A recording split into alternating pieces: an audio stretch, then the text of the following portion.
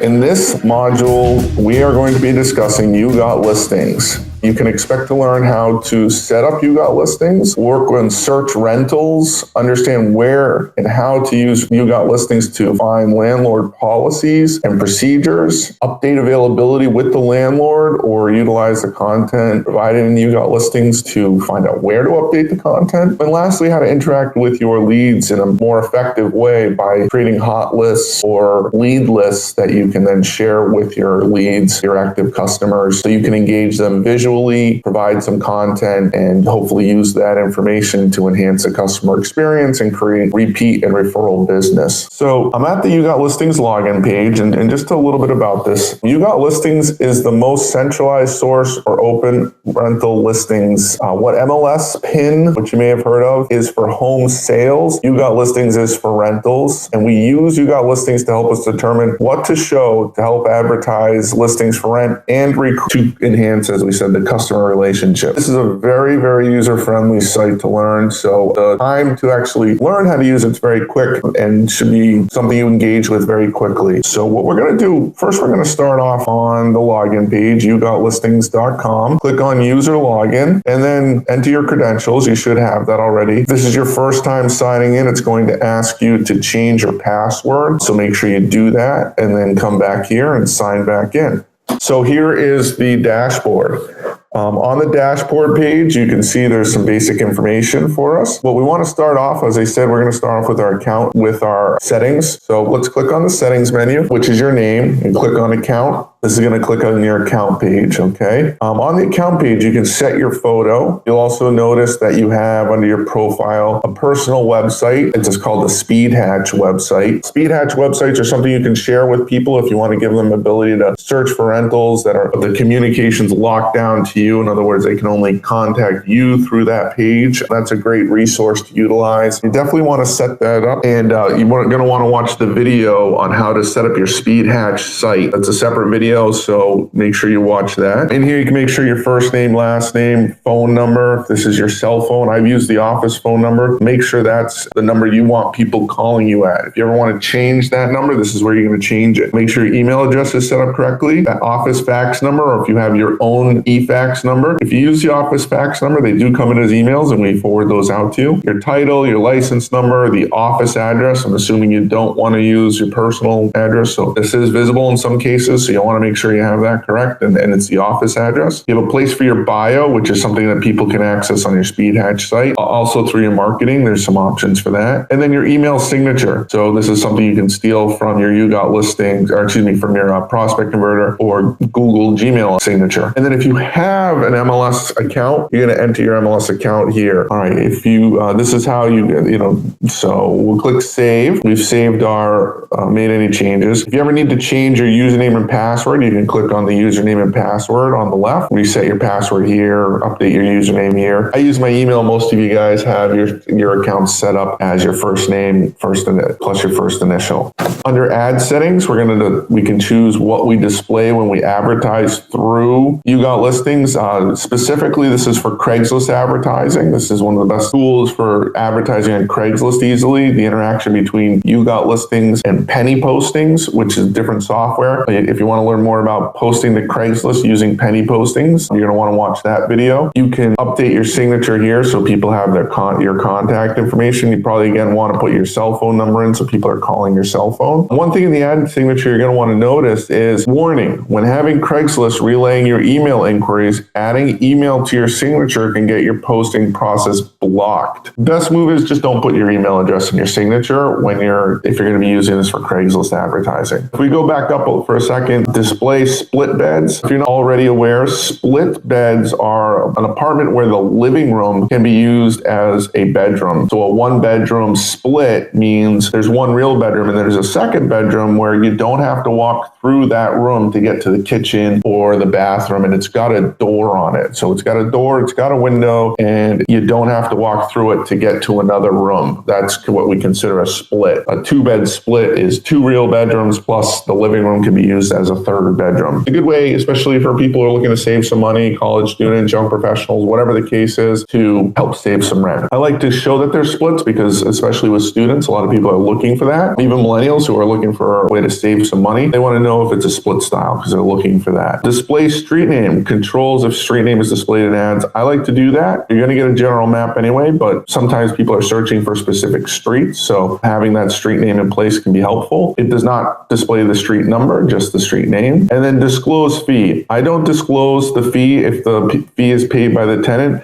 However, I do disclose that a fee is paid. In other words, I'll never advertise, for example, on Craigslist, an apartment as being no fee if there is a fee. However, I want the customer to contact me and find out what that fee is. So sometimes people will be okay paying half or a quarter or 3/4, but they won't pay the full fee, which we consider to be an amount equal to the monthly rent. So I don't do that, but again, I don't false advertise, and I'm very confident none of you will either. It's a great way for customers to get upset with you and not want to work with you and give us a bad reputation. So make sure you're keeping your advertisements truthful, but it's okay if you tell people to contact you to get the details. So we've made these changes. We can click save. Under email subscriptions, you'll find there's a place where you can update what kind of activity you get notifications on. So you can review through these and set those up as you like. You won't have the account settings. You should only have your personal settings. So that should pretty much do our settings section.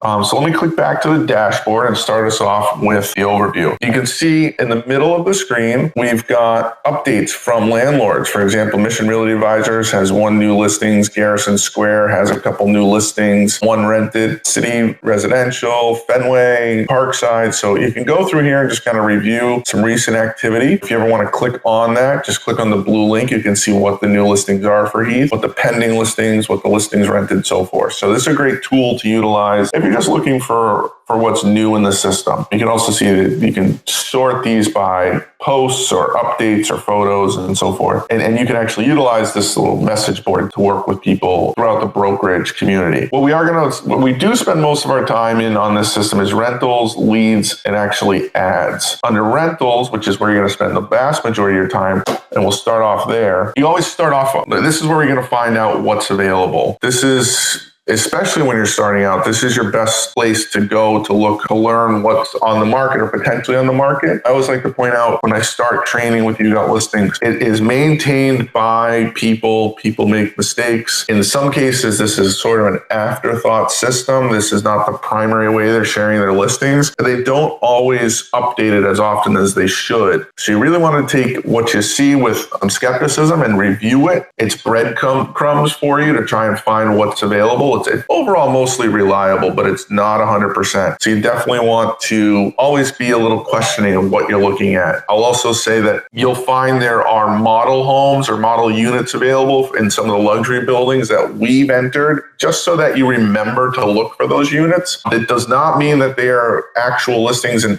in the details, which we'll get to in a little bit, you'll see statements like this is a model unit, call for actual availability. So when you see that, make sure that you're doing that. Obviously, don't assume that what you're seeing is 100% accurate. It's just, again, breadcrumbs trying to get you on the right track. Until you really become familiar with the bulk of our listings, what is available, when it's available, this is a great place to start your search. That's really what we're trying to, and learn the market, get the overview of the market. The search criteria is fairly intuitive. Like I said, super friendly user database. The interface is fantastic. There's some key points when you're using it that you want to make sure you keep in mind as well. When you search, make sure you're not overly specific. In other words, if you're searching, you always want to search more general terms. And actually, before I forget, you always want to clear your search. You hit that clear button right here, make sure that everything is cleared out. So a good example of what I mean by don't be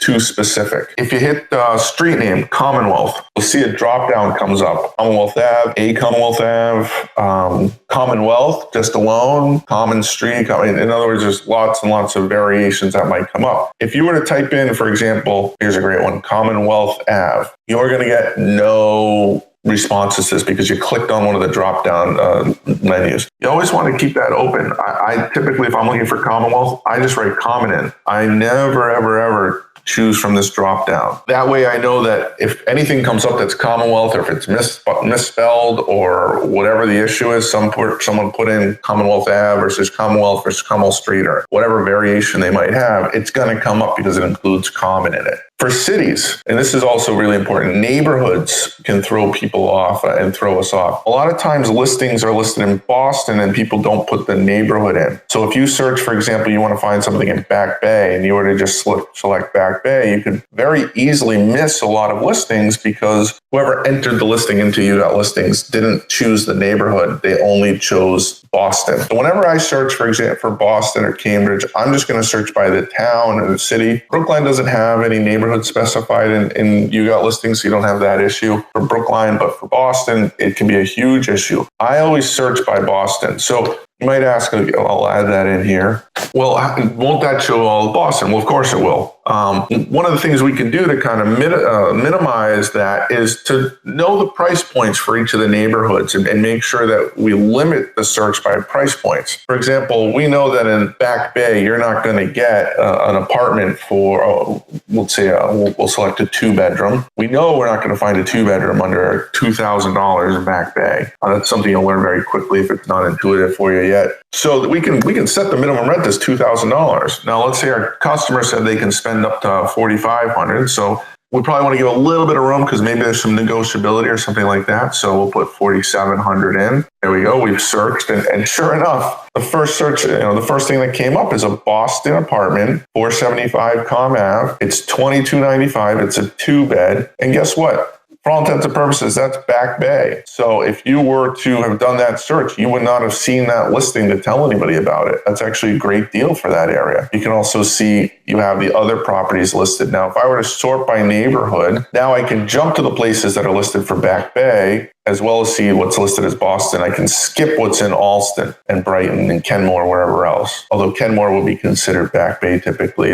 as well, even though technically it's Fenway. We're getting a little off track there. Let's talk a little bit about availability dates. So availability dates, unless someone's looking within 60 days, you're usually going to want to have an availability start date and availability end date. But you really don't want to have that availability date too closed. Again, too specific, you're going to lose opportunities. Someone who's looking for September 1st might be open to August 15th. A landlord has a property available for August 1st, might agree to August 15th for the right person. So if I'm looking for something for September 1st, I might do wrong field. I want a start date of August 1st. Now, maybe the people can move in on the 5th or 7th or something like that. So I'm going to enter September 10th as the furthest out that these people might consider. I'm also going to remove Commonwealth because that's a very specific term. And now I've got my minimum rent set, my maximum rent set. Let's say I'm looking for a 2-bed for September 1st. Let's see what comes up. Already got some South End listings coming up. These are not too bad.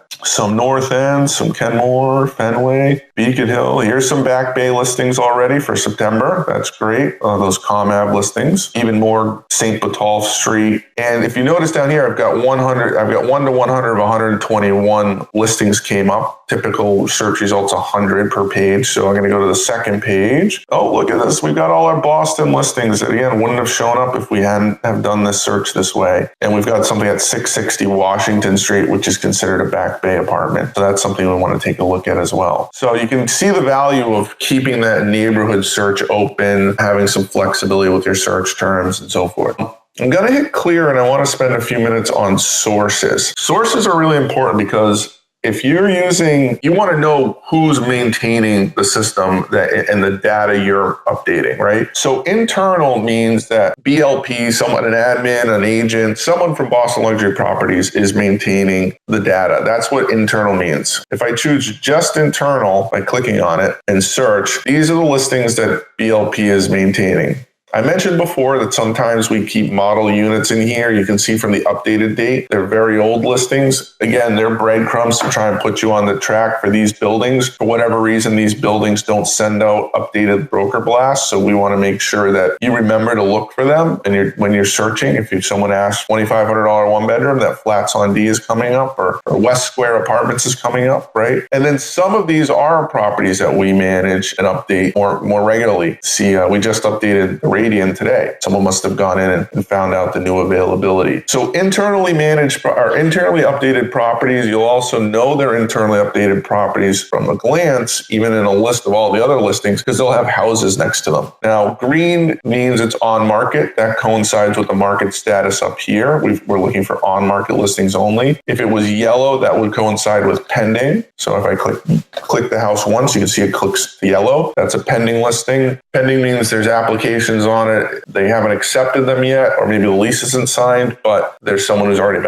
has already applied. And then red means the listing's off market. It's been leased. It's no longer available. The house internal, that's something we're responsible for. And what makes that really important, and that distinction's important to notice, is if you see something that's listed by us with a greenhouse and it's got information such as the available date, the rent, and you call the owner to verify, you've got to know that that's something we entered. They didn't have any control over. So, ask them what the story is. Ask them what the actual terms are, what's changed, especially where something's 100 or 300 days late or 372 days late. Update that information so you can share that with the rest of the office. Very easy to do, and we'll show that in just a minute. But you want to, take that opportunity also to provide some value. Speak with them. What sometimes I hear new agents do, because they don't see that there's a green, or new people to YouGot listings, they don't see that there's a greenhouse next to it, and they sort of challenge the owners. Well, that's a great way to upset somebody over information they don't control, and obviously hurt the relationship for the office or you specifically with that landlord, or leasing manager, whatever it is. So you always want to, if you see it's a house, update it on our end and assume what they're telling us is correct. If we click on sources, you'll also see there's two that are called YGL data entry and YGL network. So YGL data entry is where YouGot listings gets a listing sheet from a landlord, enters it into the system. They have their own data entry team, and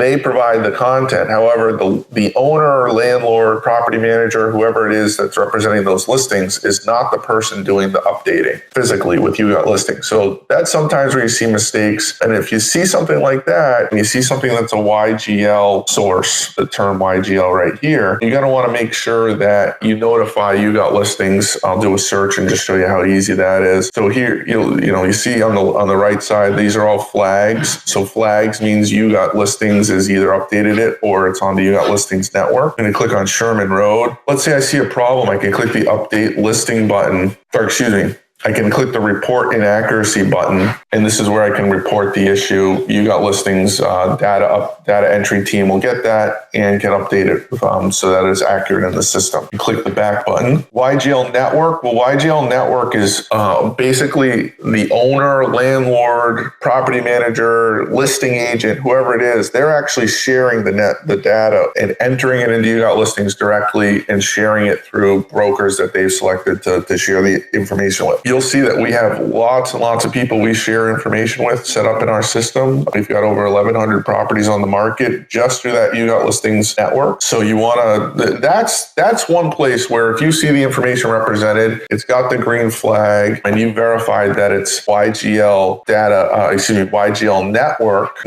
not YGL data entry, but YGL network. That's a great place where you say, well, you've updated the listings. This is what you've said. I'm just trying to get clarity on that issue. If you see a discrepancy or something like that. And they'll have to take a little bit more ownership of the information they put in. The last lead source is MLS. Now, MLS to me is kind of controversial. And the reason MLS is controversial is because it shows up on everybody's data feed. But if you're not an MLS subscriber individually, and if you don't know if you're a subscriber, then I promise you are not a subscriber, then you should not be utilizing MLS data. If you utilize MLS data, you can actually get the entire company's account suspended or revoked entirely, which would be a pretty bad thing. So as a policy, you are not allowed to look at MLS data unless you are an MLS subscriber. So when you do your searches, just remove it from your search terms. Choose the other three. A couple of things to keep in mind. You're not missing much if you're not using MLS data. Yes, there's good information and good listings in there. However, by default, they're all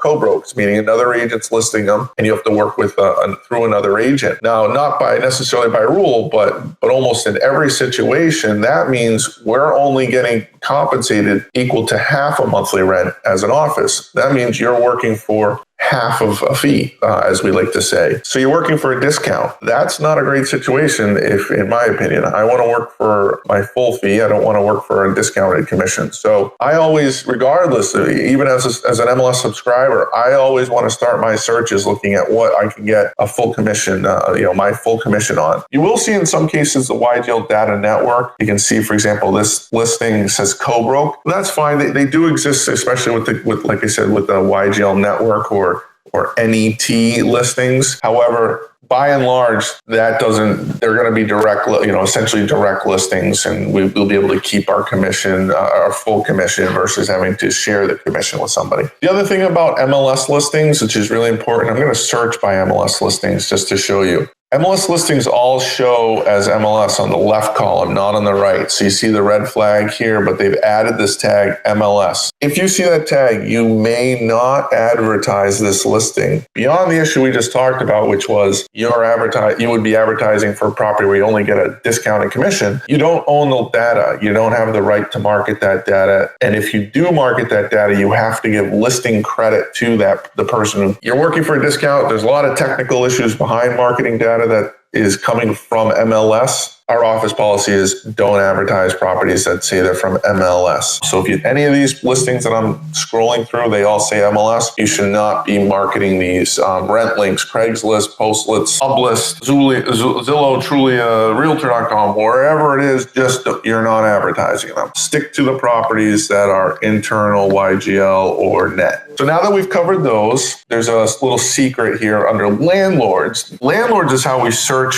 for the office exclusive listings. That's the field we utilize. The office listings are all designated as Signer, SIGNER. And you can see as I type in Signer, there's a handful of owners, including Signer Realty, Raymond Realty, Ashcan, so forth, but they're all tagged as Signer. Signer Realty is our direct property management. However, some listings are listed under the individual owners for various reasons. So if you search for just Signer, then anything that's available, and we're on market listings right now, anything we have available is currently available. Greenhouse on the right is listed. So you can see we've got 11 properties for rent between now and March 1st. So there's quite a few options, some business to be done here. All of these can be advertised for, as your listing. They're essentially direct listings for the office that we've provided. And you can watch a video on how to do that advertising, as we've referenced before, but there's a Postlets video as well as a Rent Links video that you can watch to see how to get the information and advertise that. So now we see what's available.